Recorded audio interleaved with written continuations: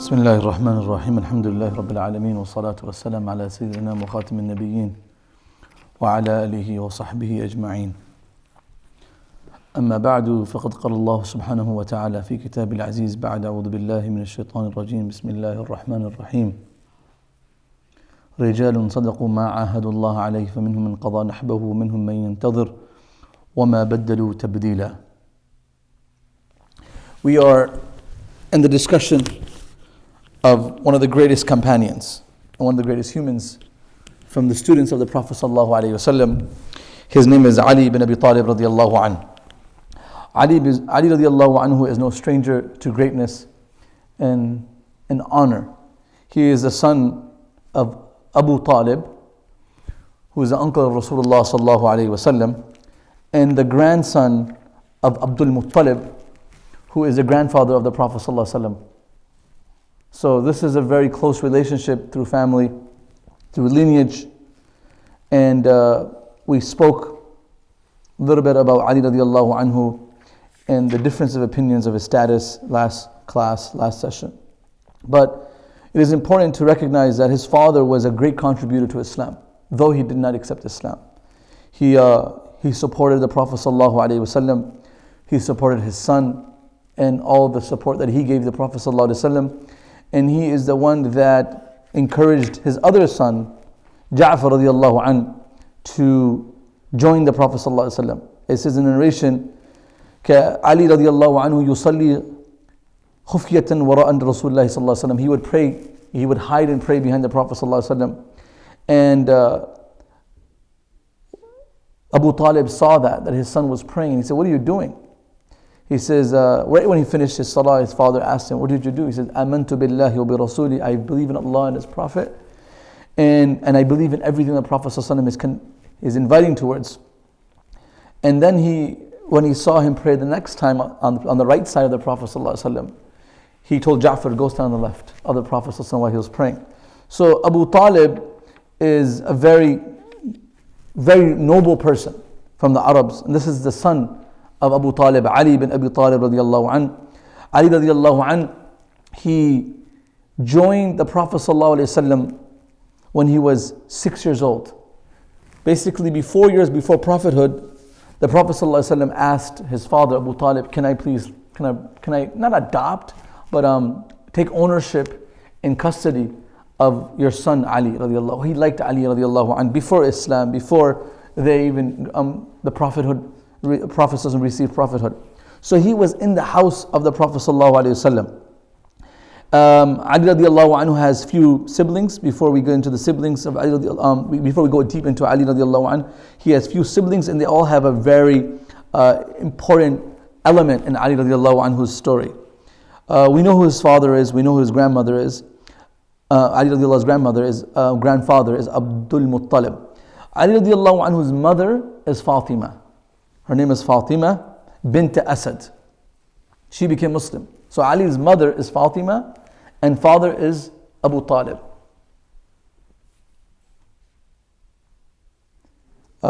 So this is very important to know.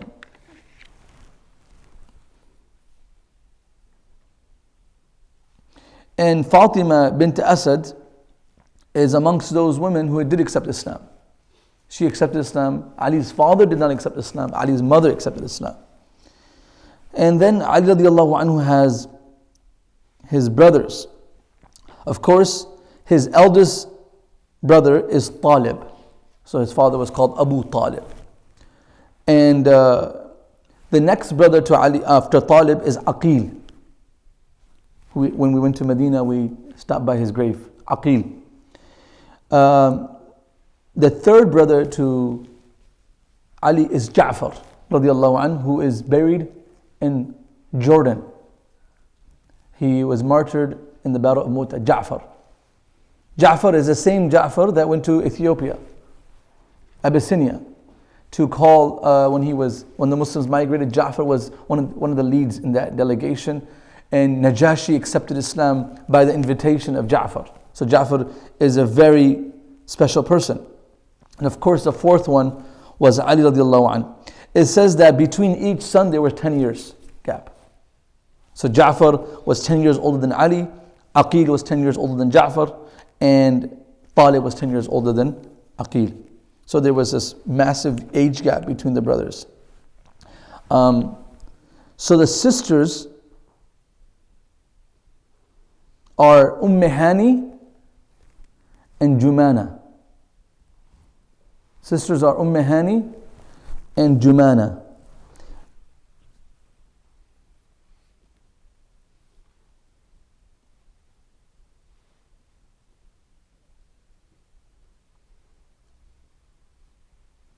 Talib, the eldest son of Abu Talib, did not accept Islam. Actually, he was a captive in the battle of Badr. He fought against Ali radiallahu anh and the Prophet sallallahu alaihi wasallam. Talib bin Abi Talib was a captive, so Ali's eldest brother never accepted Islam.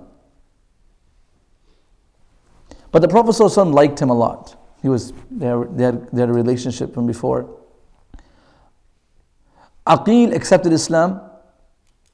His Islam was delayed. He accepted Islam after the conquest of Mecca. So Aqil accepted Islam. Ja'far accepted Islam. Of course, he was one of the first people to accept Islam. Remember when Abu Talib saw his son Ali praying and he told Ja'far, why don't you join your cousin? So that explains it.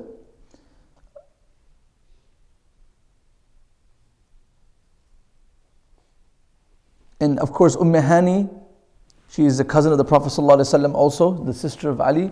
She accepted Islam, and there's an interesting narration where Abu Sufyan and few people, when the Prophet ﷺ conquered Mecca, they went into the house of Ali's sister for safety. They went to her house, Hani's house. And Hani came out from her house and she says, there are people in my house that no one can touch. Anyone that's in my house should be given amnesty and protection. So the Prophet ﷺ says, Ajarna man ajarti. Right? We've given complete protection to anyone that goes into your house. Right? You can take an enemy, put him in your house, we'll protect him because you protected them. So this was a famous story. Of course, Jumana was also considered to be Muslim. And Ali radiallahu anhu has his famous children that we all know of. They were all from, the famous children that we know are from his wife, Fatima radiallahu anha. So Ali's mother is Fatima, Ali's wife is Fatima. And his famous children are Hassan and Hussein. And there's more details to this. And then his daughters are Zainab. They call him Zainab al-Kubra wa Kulthum al-Kubra. It's interesting because Fatima radiallahu anha named her daughters after her sisters who were martyred, who were killed, or who died. Right? Zainab radiallahu anha was injured by Habbar bin Aswad. So and she loved her sisters, of course. That name was very special to Fatima. So she named her daughter Zainab, and she named her other daughter, another sister's name, Kulthum. You know, we know Fatima radiallahu anha passed away 6 months after the Prophet ﷺ passed away. Ali radiallahu anhu was a very handsome looking man. He wasn't too tall, he wasn't too short, he had very beautiful eyes, Hasn al-Wajh, he had a very good look. Okay, it says that in his sifat, it says, كَأَنَّهُ الْقَمْرُ لَيْلَةَ الْبَدْرِ. He was like a glowing moon. So physical, and his physical features were also very attractive. There are so many things that you can talk about Ali radiallahu anhu. Ali's contributions to Islam are, as if you look at the Sahaba, he's one of the most gifted Sahabi. Gifted in his contribution to Islam, gifted to his contribution of knowledge. So he isn't someone that is going to be excused and overlooked. Though we know that Ali radiallahu anhu accepted Islam when he was 10 years old. He accepted Islam when he was 10 years old. He's the fourth Khalifa and he accepted Islam. Everyone else was a non-Muslim who had participated in idol worshipping, from Abu Bakr, Umar and Uthman. But Ali radiallahu anhu, from the great companions, never did shirk. And he was just a child when he came into the custody of Khadija in the Prophet Muhammad sallallahu alaihi wasallam. So Ali radiallahu anh is considered to be one of those innocent young boys who grew up and he was nurtured in a house of revelation. Like he was 10 years old and Jibreel was coming to the house of the Prophet ﷺ. He was 10 years old and he was still trained in a very pious home. Abu Talib was a very noble person. And his grandfather Abdul Muttalib was also a very noble person. We should not forget, Abdul Muttalib is that person, his grandfather, the Prophet's grandfather also, was a person when there was drought in Mecca, they would go to Abdul Muttalib and he would go to the top of the mountains of Mecca and raise his hand and rain would fall. That's how noble he was. When Abraha came to destroy the Kaaba, Alam tara kayfa fa'ala rabbuka bi ashabil fil, people didn't know what to do. They all came to Abdul Muttalib, Ali's grandfather, the Prophet's grandfather. They said, please do something. And then Abdul Muttalib heard that Abraha, his army had looted or taken his cattle and his camels. So he went to Abraha. Abraha was shocked. There's a statement of Abraha ibn Hisham that he said, when I saw Abdul Muttalib, I was amazed by his beauty. He was so handsome. And I was brought into awe just by seeing Abdul Muttalib. And then he walked in, he disappointed me. Abdul Muttalib is the Prophet's grandfather. So we're just speaking of what type of family this is. And he asked Abraha, give me back my animals. Abraha is like, I'm disappointed. I'm here to destroy the Kaaba and you are one of the leaders of Makkah and you have no concern of the Kaaba. Like, I'm very disappointed. I thought you would come and negotiate and kind of challenge my venture, my opinion and my decision of destroying the house of Allah, and you have no interest in that discussion. So Abdul Muttalib says, Ana Rabbul Ibal. I am the owner of these camels. وَلِكَعْبَ رَبًّا يُحْمِيهِ. And the Kaaba has a Lord that will protect it. Just give me my animals back. And that's exactly what happened. He literally, after he went to Abraha, he went and he grabbed the curtains of the Kaaba, the door of the Kaaba. And he said, oh Allah, everyone has left.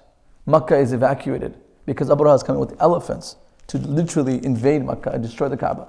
And he cried, and then he moved everyone out from the city to the outskirts, and then the birds just pelted them. So this all happened around a very noble family. Back to Ali radiallahu anhu. That was 40 years before? When did Abraha happen? No, not 40 days. It says, the Sirah says, the Fil, the story of Fil, it was 50 days before the Prophet's birth. 50 days. 50 days? 50 days before the Prophet's birth. That story of Abraha happened 50 days before the Prophet's birth. So let's keep on going. There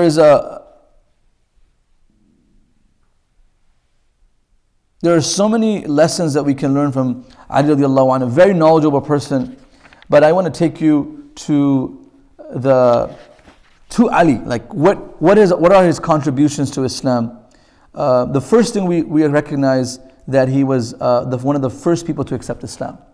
The first person to accept Islam. These are very controversial discussions. People say it's Abu Bakr. Who do you think it is? They debated. Khadija makes sense. Waraqa. One of the most common opinions that are not public is Waraqa bin Nawfal. He accepted Islam. He believed in the Prophet ﷺ. So he didn't live to practice the Prophet's religion. He passed away a few days after he told the Prophet ﷺ, you are a messenger, and that angel that came to you was the same angel that came to Musa. So he testified to this Prophet Muhammad ﷺ being a prophet. The Adhab al-Fatra, like they lived in the time of Muwahhideen. They were true believers in the Prophet, in Allah subhanahu wa ta'ala. They never did shirk. So this is, Waraqa would be considered the first person. But if you consider people who actually lived Islam and lived through the struggle of Islam, the first one would be Khadija. I'm in the opinion of Khadija being the first Muslim, then Khadija taking Prophet Muhammad ﷺ to Waraqa, so the first Muslim was a female. Then it would be Zayd ibn Haritha. Zayd ibn Haritha is the Prophet ﷺ's adopted son at that time. Correct? And number 3 would be Ali. And So Ali will be number 3. And all these 3 are family members. We have Khadija, the wife, Zayd ibn Haritha, the adopted son of the Prophet ﷺ at that time, Ali, the Prophet's cousin, who was brought into his house 4 years earlier. So, and then Abu Bakr will be 4, Waraqa 5, around that will be the numbers, or give and take. But Khadija radiallahu anha was one of the first Muslims, and Ali radiallahu anhu was number 3. And he served the Prophet ﷺ from that age. He supported the Prophet ﷺ, prayed next to him. And his knowledge of the Quran was remarkable. He used to say to the people, Saluni an al-Quran. Ask me any ayah about the Quran. I know when it was revealed, whether it was revealed during the day, during the night, I can give you any explanation. Ask me anything of the Quran. And Ali radiallahu anhu had accurate knowledge of that verse. That was the knowledge, and why not? Because he was raised in the house around the Prophet ﷺ. So Ali radiallahu anhu wasn't an average person that people consider like, no, he was a very knowledgeable person.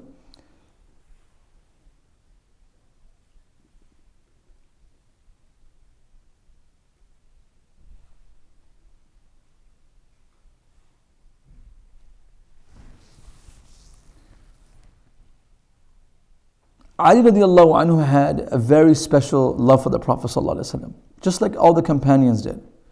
Somebody asked Ali radiallahu anhu, how much do you love the Prophet ﷺ? Like, how much did you guys love the Prophet ﷺ?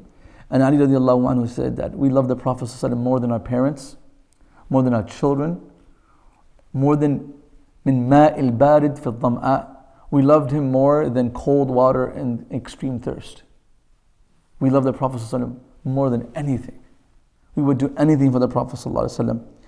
And Ali radiallahu anhu doesn't narrate too many narrations. Hadith wise, he narrates around 500. People would say, wow, he's a very knowledgeable person, he only narrates 500 narrations. Ali radiallahu anhu would be very careful when he would narrate a narration. He wouldn't just express a narration.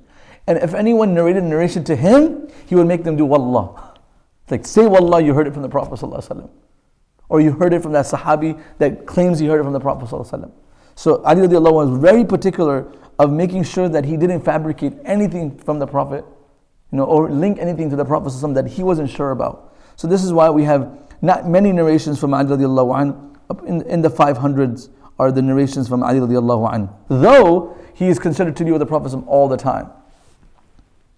There's an interesting story of Ali radiallahu anhu that once he was sick, and it says, Marida Ali radiallahu anhu marratin fa'atahu nabi sallallahu the Prophet ﷺ came to him, and he was making this dua, Allahumma in kana ajli qad hadara fa'arihni. Oh Allah, if I have to die in this sickness, please just take my life now. Arihni, like, take my life because I'm going through so much pain. Wa in kana mutaakhiran farfa'ni. Like, and if death is not written for me, then remove this. Wa in kana al-bala fasabbirni. And if it's hardship, give me patience. فقال Rasulullah, the Prophet sallallahu ma qulta, what are you saying? And then the Prophet ﷺ said, Allahumma shfihi, Allahumma afihi. Allah remove his sickness and give him cure. And he got up and he was completely cured. The Prophet ﷺ loved Ali radiallahu anhu, and he was very close to Ali radiallahu anhu. Ali radiallahu anhu says himself, he narrates very interesting narrations from the Prophet ﷺ. One of the narrations that he narrates are early times of Makkah from the 500. One of those are that Ali radiallahu anhu says, كنت مع النبي صلى الله عليه وسلم بمكة فخرجنا في بعض نواحيها. I was with the Prophet ﷺ in Mecca. We would walk in the valleys. And he said, فَمَا اسْتَقْبَلَهُ جَبَلٌ وَلَا شَجَرٌ إِلَّا وَهُوَ يَقُولُ السَّلَامُ عَلَيْكَ يَا رَسُولَ اللَّهِ. Every time we walked by a tree or a mountain or a boulder that was resting on a mountain, I and the Prophet would hear the tree say, Assalamu alayka ya Rasulullah. So this is like a very special miracle. Not only the Prophet would hear this, Ali radiallahu anhu would hear this. So this was Ali radiallahu anhu's special relationship to the Prophet sallallahu alaihi wasallam in early Islam.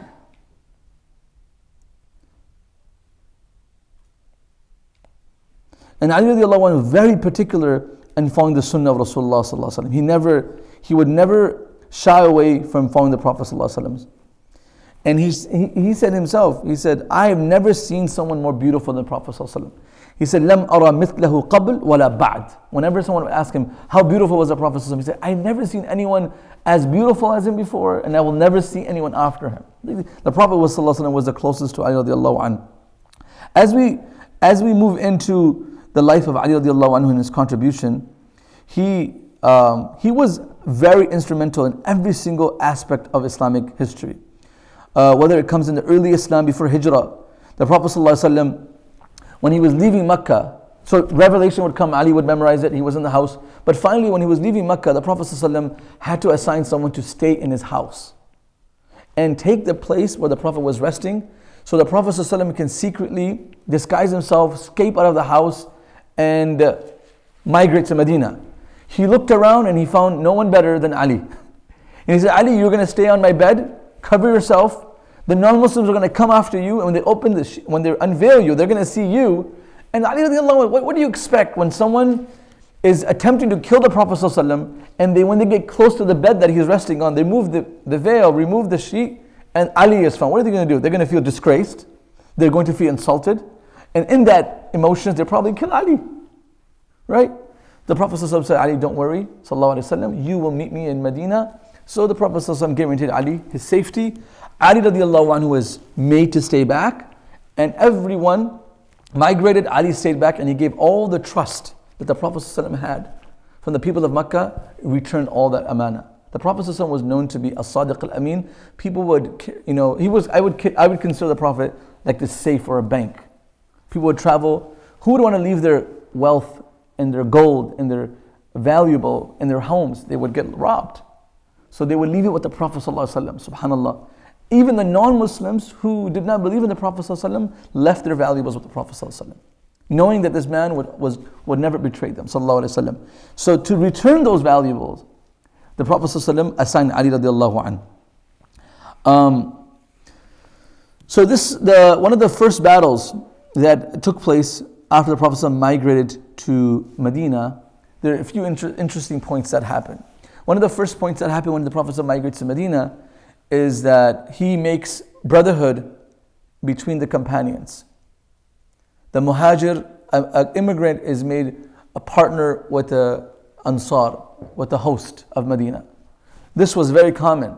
The Prophet ﷺ made Abu Bakr a friend, Abdurrahman bin Auf, Sa'd bin Rabi', different companions. So he gave them economical support, social support.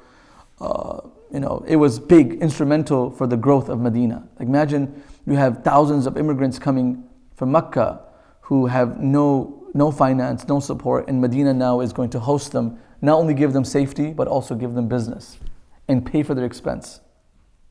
Right? Actually, I don't want to go on a tangent, but the Prophet ﷺ, when he came to Medina, he called the Ansar, and he said to the Ansar that, إِنَّ أَخْوَانَكُمْ جَاءُوا مِن Makkah, your brothers have migrated from Mecca, they don't know anything. So please include them in your business. So the Ansar said, أَنَّ أَمْوَالَنَا بَيْنَنَا قَطَائِعِ, we'll give half of our wealth to the immigrants that just migrated. And the Prophet ﷺ said, well, that's kind of you, but these people are businessmen and women, and you guys are shepherds. They لا يعرف العمل. They don't know how to do any agriculture activity. They have no skills in the farm, in grazing. So why don't you do all the work?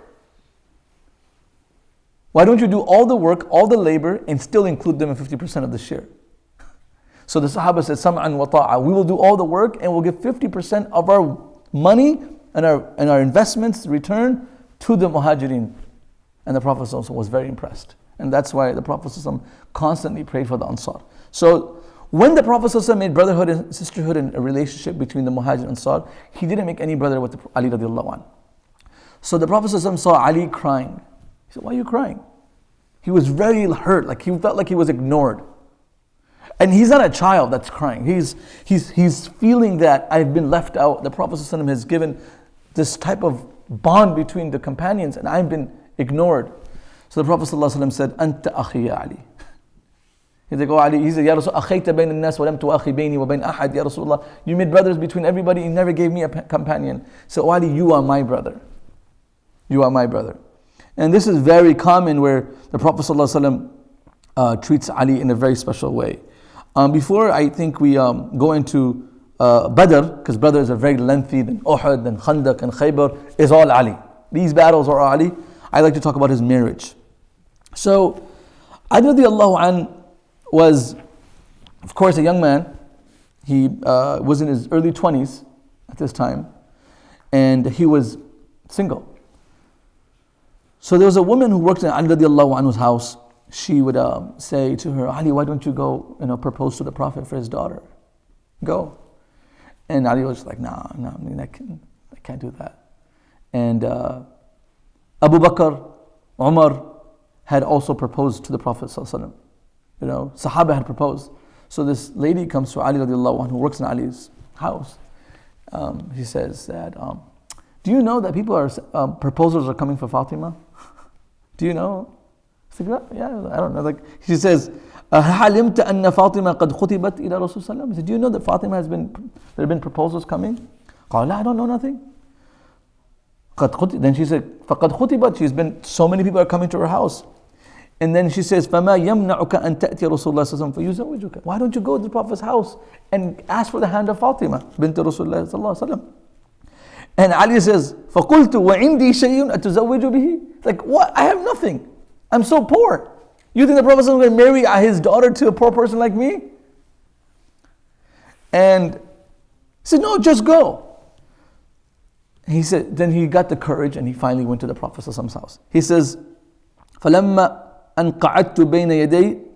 Finally, when I sat in front of the Prophet, I was very nervous. I was very nervous. He says, فَوَاللَّهِ مَا اسْتَطَعْتُ أَنْ أَتَكَلَّمْ جَلَالَةً وَهَيْبَةً. So I swear to God, I could not say a word out of awe in the presence of Rasulullah. Imagine just being in front of the Prophet. Even on a normal occasion, you could not speak in front of the Prophet. He was so powerful, he was so respected. There was so much hate, but they loved the Prophet. But now imagine going to his house to ask for his daughter.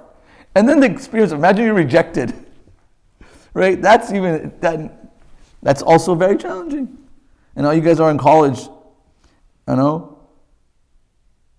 In this you learn that it is the guy going to the girl's house.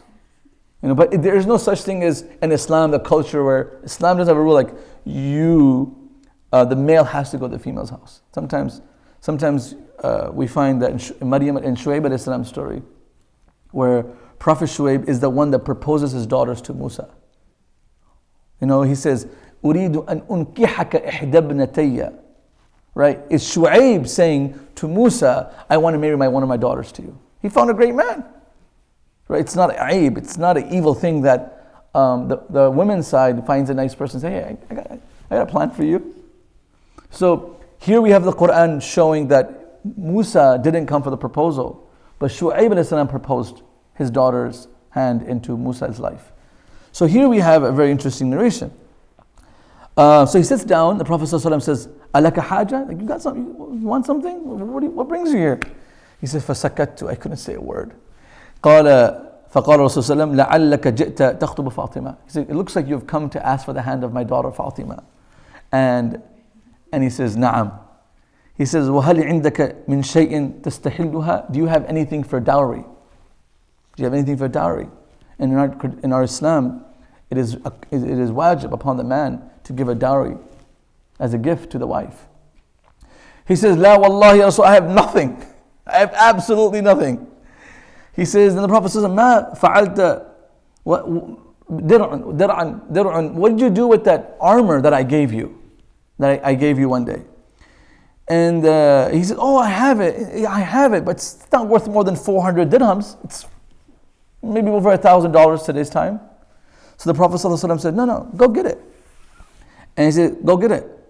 And he brings that armor, and it says that he either sold it and brought the money, but the value of that armor was given to Fatima radiallahu anha. And then the Prophet ﷺ gave Fatima something. So usually the male gives a dowry and the woman gives jahaz. Jahaz, meaning which is a gift from the wife side to also the male side.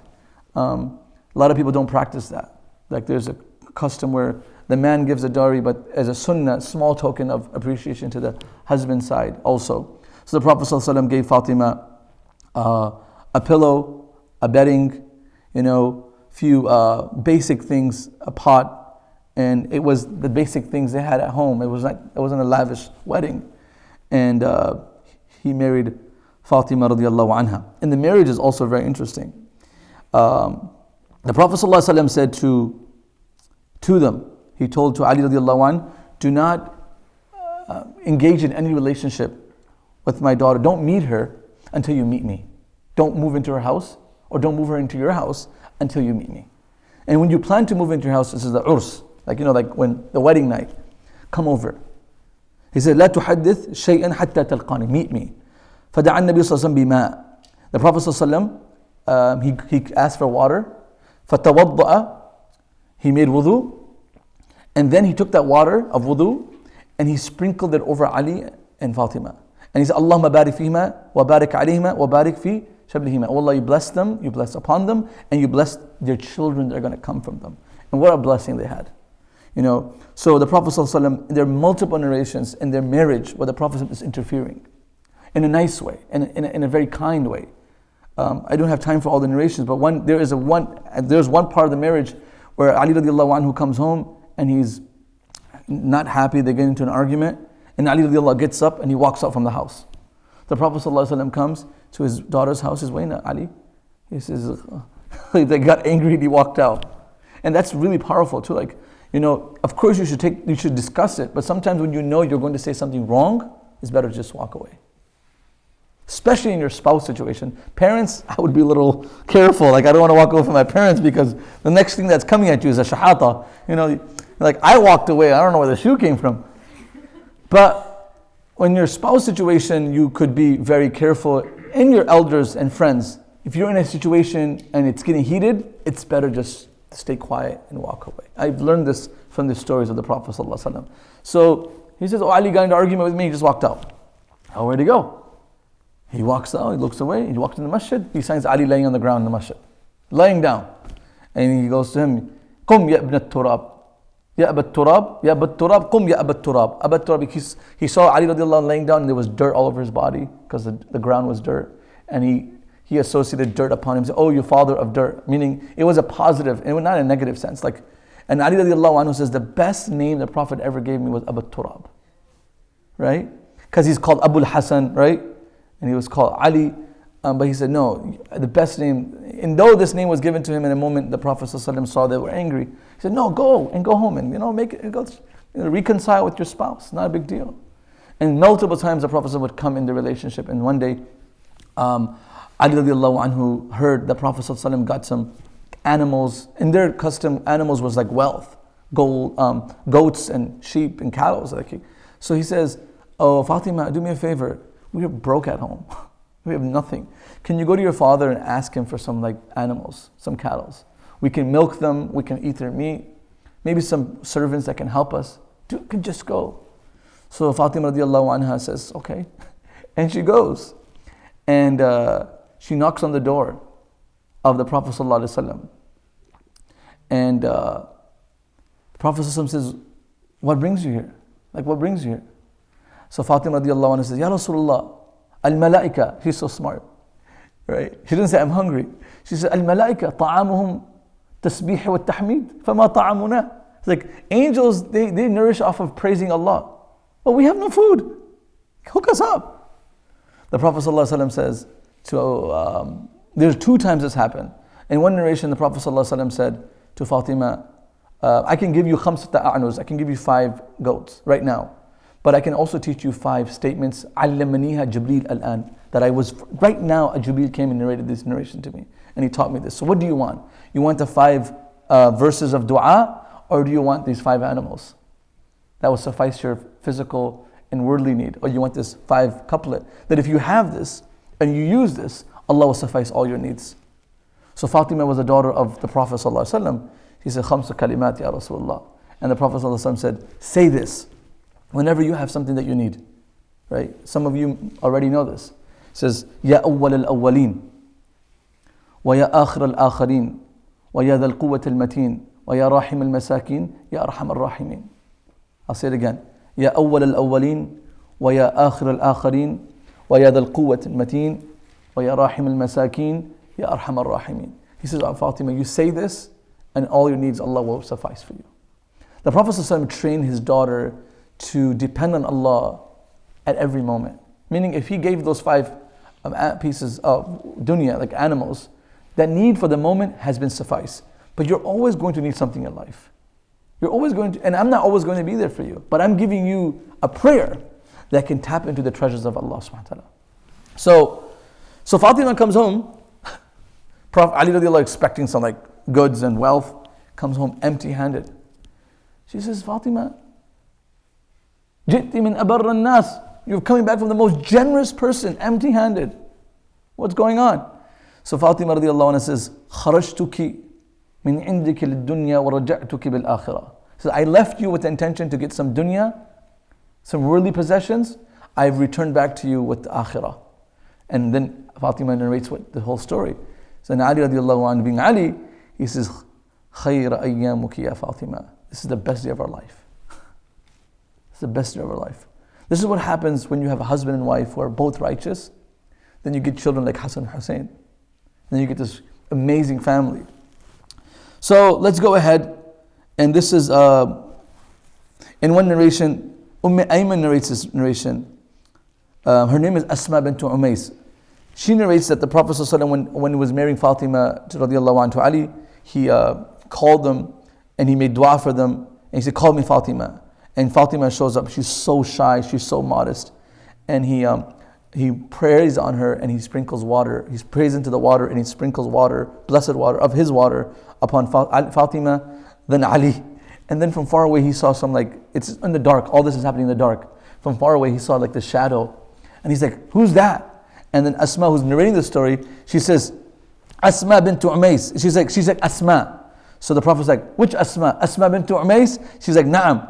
She says, I wanted to come to dress up Fatima. Like, she was that woman that, women when their friends are getting married or like there's some khala in the community, like they have the whole dress up and the whole gown and the whole preparing of zufaf. It's like this whole, the pedicure, medicure, the whole like, all the preparation for a woman before she was doing the whole salon prep for Fatima. He's like, I'm preparing Fatima for her moment when she's marrying Ali. He's like, okay.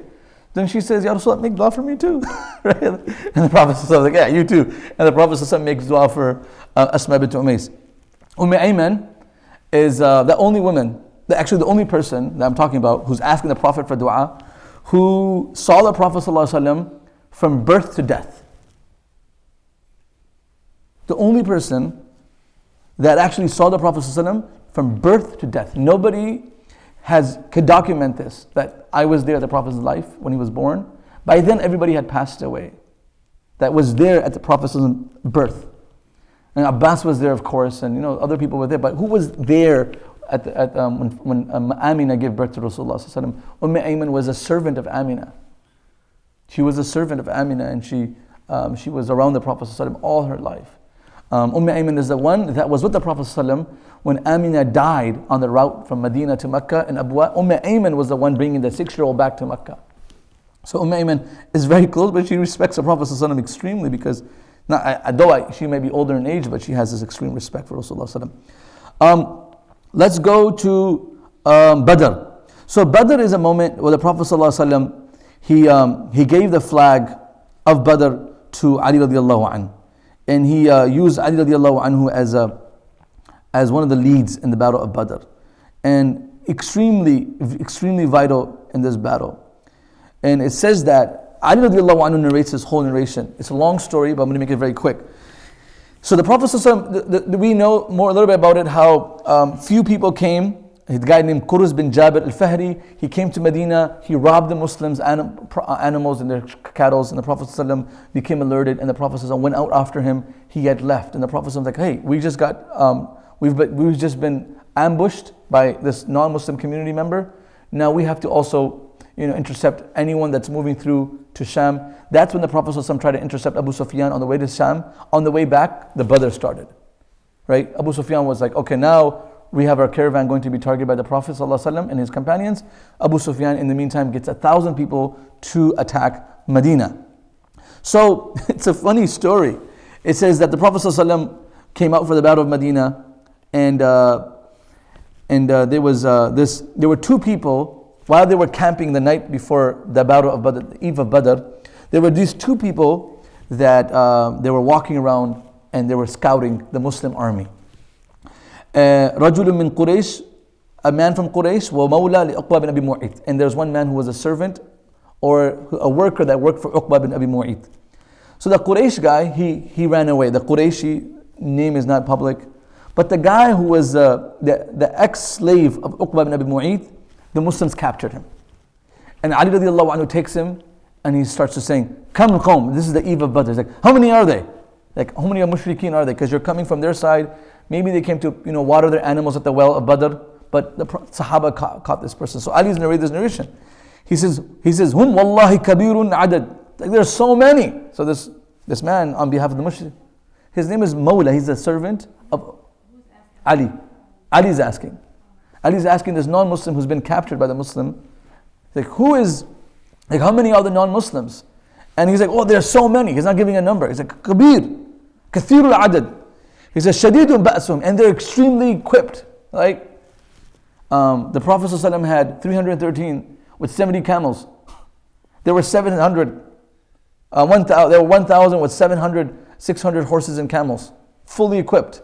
And they had extra, So anytime he said there were a lot, Ali hit him. So tell me the truth, tell me the number.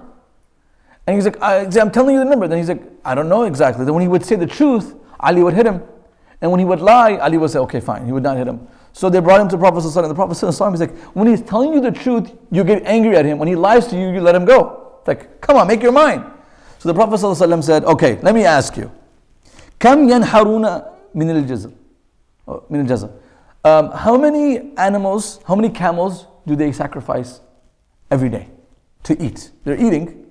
So how many camels do they sacrifice every day to eat their meat, food, feast?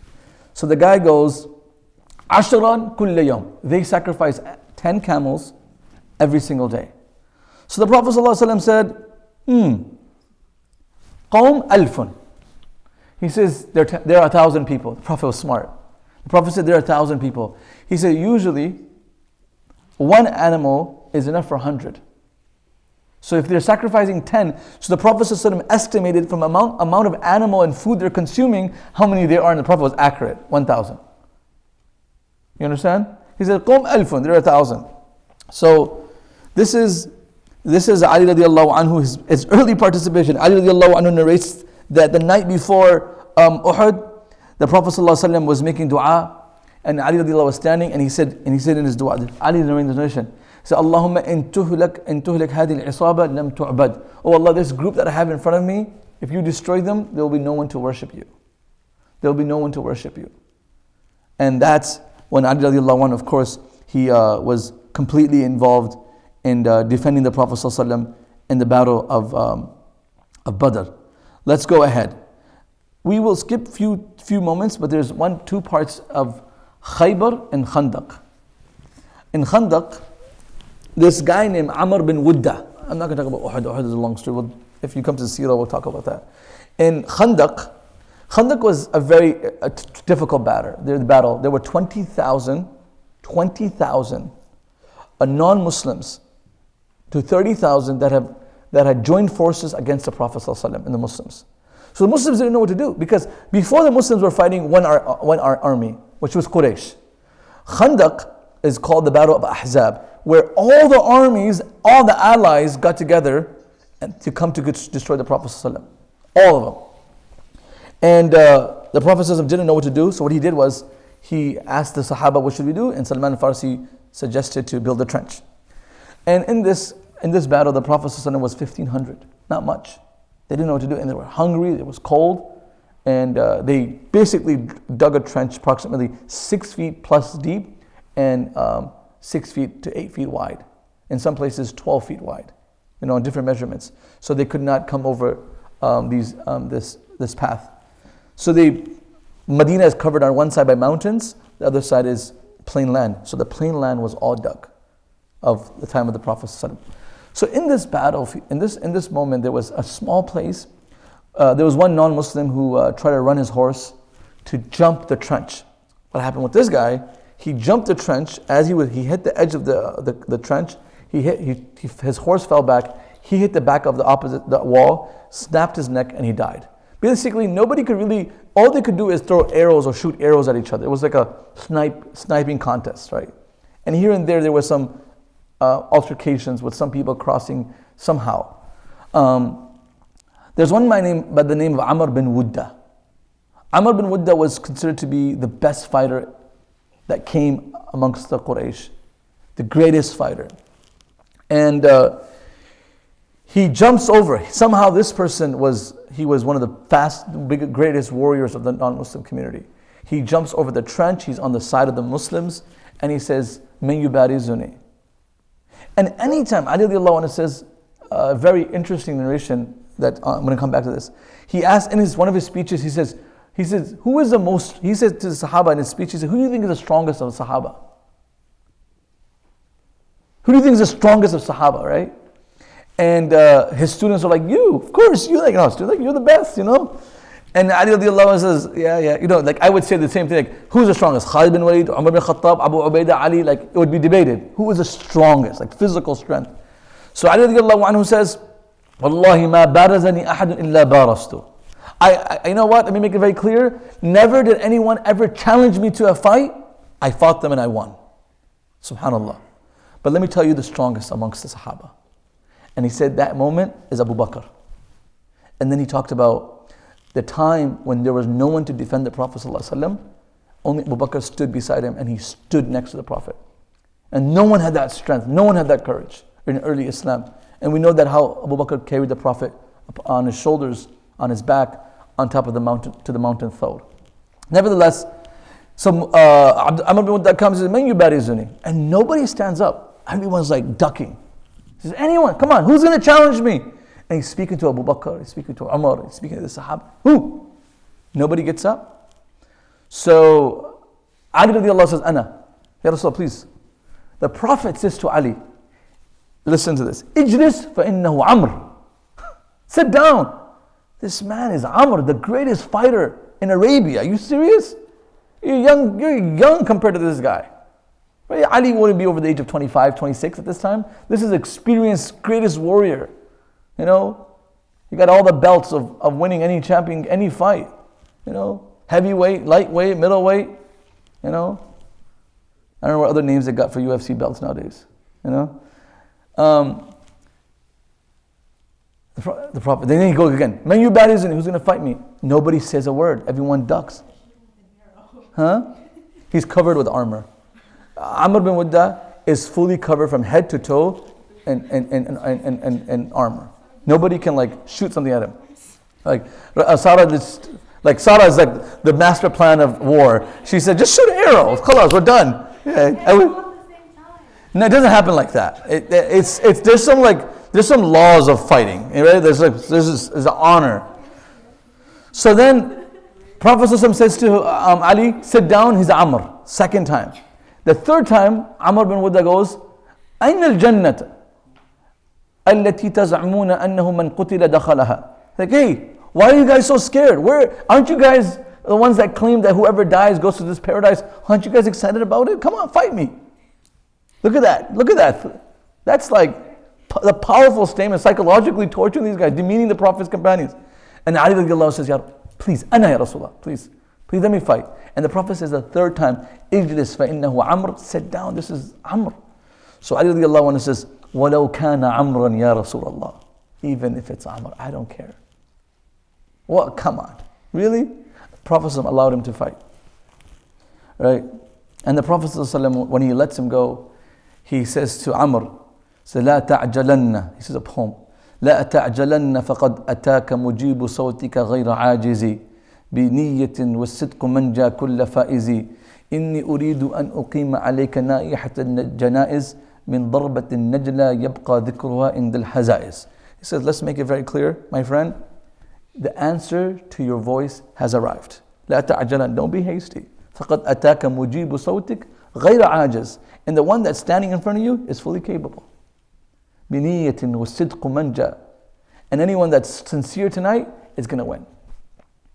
I'm going to beat you so bad, right? That's what he says. Min darabat najla, I'm going to beat you so bad that this fight, the story of this will be in the list of the greatest warriors and the greatest defeat that was done in history. This will be it's going to remain, parents are going to tell their children that this was a fight to remember, right? It's going to be on that, it's going to be in those storybooks. So be prepared. So Amr bin Wudda goes, he hears this and he gets angry. So it says in the narration, he jumps off. He says, كَأَنَّهُ شُعْلَةٌ مِّن نَارٍ. The narration goes, it was like a fireball. He jumped off the horse, got on the ground. That landing, it brought this dirt into the air. Like just the body, his stature was so big. He was so powerful. He landed on the ground. This dust jumps in the air, and all the hair is clashing of swords. Before the dust settles, Ali is victorious, and this man is down on the ground. And everyone says, Takbir, Allahu Akbar. This is not once. Another place in Khaybar, this happened. In Khaybar, the greatest fighter from Khaybar was Murahab. And Murahab comes out, no one's ready to fight this guy. So Ali radiallahu anhu, he comes to the Sahaba, he says, قد علمت خيبر أني مرحب شاك السلاء بطل المجرب أو فيهم. He's like, whole Khaybar knows who I am. This is me. أنا مرحب. I'll kill anybody. So Ali radiallahu anhu comes out and he says another poem to him. He says, أنا الذي سمتني أمي حيدرة كليث غابات الكريه المنظرة أو فيهم الصاع سيد الكريد الصندرة. He said, listen, Murahab, I am that person whose mother, when I was born, named me Haydar. What does Haydar mean? A lion. كليث غابات كهيليها. It's like when you are traveling in the forest and you see a hungry lion. That's who I am. كليث. That's now, this is the whole narration of this. Murahab was, he was being reminded by Ali because Murahab saw a dream a while before that he was being killed or devoured by a lion. So Ali, he saw this dream that he woke up one day and he told his wife that I saw this dream that a lion was devouring me. So Ali knows this dream, right? So he said, I am that lion. Imagine that psychological torture, psychological pain this guy is getting. Ali beats the lights out of this guy. And Uhud, the same thing. Fatih Makkah, Ali. Everywhere you go, the Prophet ﷺ is giving this respect to Ali. And but in Khaybar, there was a moment that you cannot conclude Ali's discussion without saying this. Khaybar was a tough discussion because Khaybar was against the Jews of Medina. And they were all forts at that time. And the Jews of Medina were protected in these massive forts. And the Prophet ﷺ and the Muslims could not advance. First day, Abu Bakr was given the flag, the leader. The Muslims could not do anything. The next day, Umar. Then the Prophet ﷺ said, on the second night, he says, لَأُعْطِيَنَّ الرَّايَةَ غَدًا رَجُلًا يُحِبُّ اللَّهَ وَرَسُولُهُ وَيُحِبُّهُ اللَّهُ وَرَسُولُهُ. Listen guys, tomorrow I'm going to give this flag to someone that loves Allah and His Rasul, and Allah and His Rasul love him in return. So Umar radiallahu anhu is like, who is this guy? Everyone's like, what? Okay, everyone says we love the Prophet and we love Allah. But imagine the Prophet ﷺ saying clearly that Allah loves this person in return. So this is a huge badge of honor. All of us claim نحن نحب الله ورسول. The Sahaba, we all know Sahaba love the Prophet ﷺ. Here, Ali, someone is being, Prophet ﷺ is saying that I'm going to give this to someone that Allah surely loves. And the Prophet loves him. This says the Sahaba spent the night praying that the day will come and they will be called. Umar radiallahu anhu says, مَا أُحِبُّ الْأَمَارَةَ يَوْمًا قَدْتُ. I never wanted leadership. I never wanted to be in command of anything in life except that day, because that was a testimony that Allah loves me. So we all came at Fajr Salah hoping that we're going to be called out. And we all have our necks arched, hoping to get our attention, to the Prophet getting our attention. And the Prophet ﷺ says, in the pitch dark Fajr, after Fajr Salah, he says, Aina Ali ibn Abi Talib. He says, where's Ali? And Ali was in the back, and he was injured. He had an eye issue. He had a sickness in his eye at that time. He couldn't even see properly. He says, Aina Ali ibn Abi Talib. He says, give him. He calls him and he gives him the flag. And he says, Ali, Allah will open the doors of this fort and give fatah on your hands. Go ahead. And indeed, he literally says in the narration, one of the doors of the fortress was so big that the Sahaba say that we saw Ali holding it in his hand. And when later on after the battle we tried to pick it up, it was 7 of us. And one narration, 14 of us. Ali was using that as a shield, and one hand he was fighting. Ali had a sword that would come up with 2 edges. Dhul Fiqar. His sword's name was Zulfiqar. It's in the museum still today. You know, and he was just that person that Prophet ﷺ loved. The Prophet ﷺ, he in one battle, in Tabuk, he went out and he didn't take Ali. He just told Ali to stay back, and Ali was hurt. He said, "What? Why are you leaving me back? Everyone's going. I want to go." The Prophet ﷺ said to Ali, "Anta bi manzilati Harun. You're like Harun, where Musa goes to get the alwah, the plates, and he leaves Harun back with Bani Israel. So even though that you're not going with me, you're playing another role. So I'm going to keep you back." So Ali radiallahu an, in one last narration to conclude who Ali was Ali was killed in Iraq by a guy named Ibn Muljim. And while he was getting people up for Fajr Salah, he was stabbed. After Ali died, we know that Ali radiallahu anh had a conflict with Muawiyah, right? And the conflict is a very long conflict, but I want to conclude with one beautiful narration. One day, a man who was a student to Ali, his name was Darar ibn Dhamura al-Kanani. He was a student to Ali, loyal student. This is post Ali's demise. He visits Muawiyah radiallahu anh, who was the governor, the leader at that time in Sham, in Syria. So Muawiyah radiallahu anhu says, when he sees Dirar come in, he's known to be Ali's famous student. He says, "Sifli Aliyan, tell me about Ali. Tell me who Ali." Like all you guys are listening about Ali, I want you to hear this description of Ali from his favorite student. And then we'll conclude, call it a night. So his student says, "Awala tu'fini ya Amir al-Mu'minin, please excuse me, I don't want to describe. I just can't do it. It's too much for me. It's too much pain thinking about it." He said, "Na'ufik, I'm not going to let you go. I want you to describe, tell me about Ali." So he said, "Amma idh Buddha, if you're not giving me a choice," and then he starts. He says, فَإِنَّهُ بَعِيدُ الْمَدَى شَدِيدُ الْقُوَى يَقُولُ فَصْلًا وَيَحْكُمُ عَدْلًا يَتَفَجَّرُ الْعِلْمُ مِنْ جَوَانِبِهِ وَتَنْطِقُ الْحِكْمَةُ مِنْ نَوَاحِيهِ يستوحش من الدنيا وزهرتها ويستأنس بالليل وظلمته كان والله غزير العبرة طويل الفقرة يقلب كفه ويخاطب نفسه يعجبه من اللباس ما قصر ومن الطعام ما جشب كان والله كأحدنا يدنينا إذا أتيناه ويجيبنا إذا سألناه وكان مع تقربه إلينا وقربه منا لا نكلب هيبة له فإن تبسم فعن مثل اللؤلؤ المضموم." This is the first half. He says, "Kana wallahi ba'idul mada." He's beyond, Ali's vision was beyond our imagination. He had this far sight.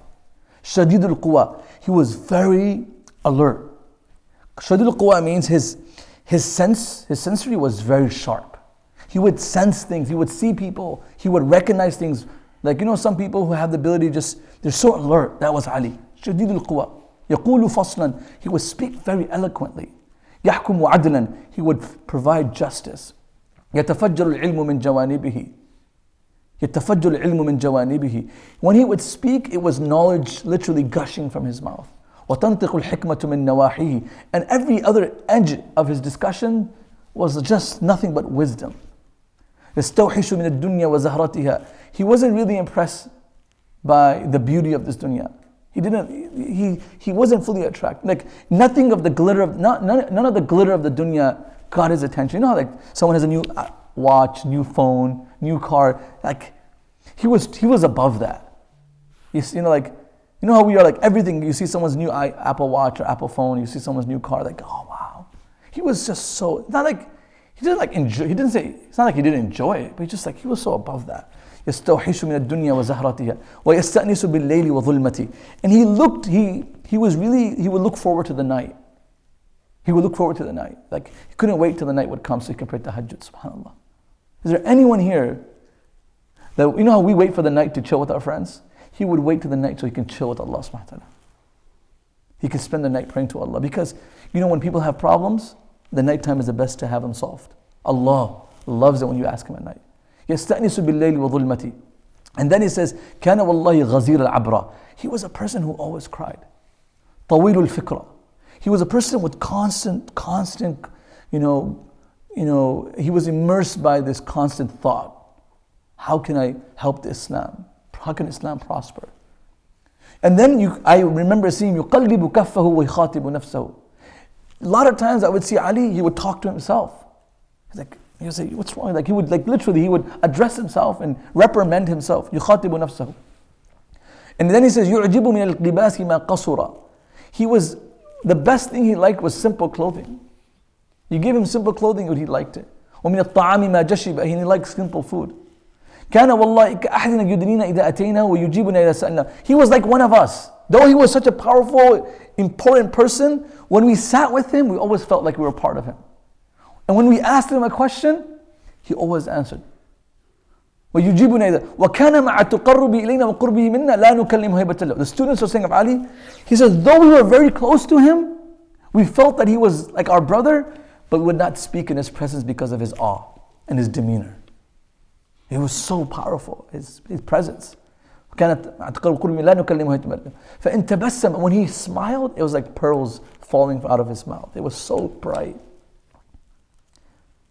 And then he says, وأشهد بالله, I swear by Allah, لقد رأيت في بعد مواقفي. This person says, and I'll tell you that I've seen in my own eyes. He says, وقد أرخى الليل سدوله وغارت نجومه. When the night would go dark and the blinds of the day would drop and it would become dark, I used to see him يميل في محرابه. He would go into his prayer area. قابضا على لحيته. He would grab his beard. يتململ تململ السليم. And he would cry like a person who's been bit by a venomous creature. Salim is someone that's been stung. يتململ تململ السليم. He would just shiver. ويبكي بكاء الحزين. And he would cry like a person who's lost a family member. And then what he would say, and then he says, وَكَأَنِّي أَسْمَعُ الْآنْ يَقُولُ. And it's like as if I can vision him right now. The student saying this about Ali, speaking to Muawiyah, as if I can vision him and see him right now. He's going, and he's crying by saying, Ya Rabbana, Ya Rabbana, oh my Lord, oh my Lord. إِلَيَّ وَيَتَضَرَّعُ إِلَيْهِ. And he would cry to Allah in tahajjud. And then he will say this to the dunya. He say this to dunya. He said, وَيَقُولُ لِلدُّنْيَا إِلَيَّ تَشَوَّفْتِ إِلَيَّ تَغَرَّرْتِ. Oh dunya, you've come to tempt me. Like you speak to dunya, like really you're trying to tempt me? You're trying to tempt Ali, who was in Badr and Uhud? You're trying to tempt me? In one narration goes, إِلَيَّ تَزَيَّنْتِ. You're trying to beautify yourself to attract me. And then he would say to dunya, غُرِّ غَيْرِ. When I say dunya, all the luxury and all the temptations, he's saying, غُرِّ غَيْرِ. Please don't come. Go deceive someone else. You're not going to find me to fall for you. Then he would say, قَدْ بَدَدْتُكِ ثَلَاثًا. I give you 3 divorce. I don't want you in my area. Don't come in my vicinity. And then he would say, why? He says, فَمَجْلُسُكِ حَقِيرٌ وَخَطْرُكِ يَسِيرٌ. He says, dunya, this is the element of dunya. Doesn't matter how friendly your friends are, and the dunya it's a very insignificant setting. It just show. It has no meaning. It doesn't have any fulfillment. And he says, وَوَحْشَةِ الطَّرِيقِ. This dunya is full of loneliness. The more you go into dunya, the more lonely you become.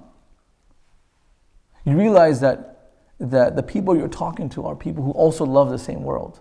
And they're not meaningful people. And he says, مِنْ قِلَّةِ الزَّادِ وَبُعْدِ السَّفَرِ. He says, in my journey is for Jannah, and I don't have enough good deeds, and the travel is very long. مِنْ قِلَّةِ الزَّادِ. I don't have enough, and the journey is very long. And this whole description of Ali was given by the student of Dharar ibn Dhamra, Muawiyah. It says in the narration, فَوَقَفَتْ دُمُوعُ مُعَاوِيَ عَلَى لِحْيَتِهِ مَا يَمْلِكُهَا. It says that his tears dripped, Muawiyah's tears dripped, and it literally drenched his beard. فَجَعَلَ يَنْشِفُهَا بِكُمِّ. And he started to dry his face by his sleeves, just the amount of tears that were just dripping.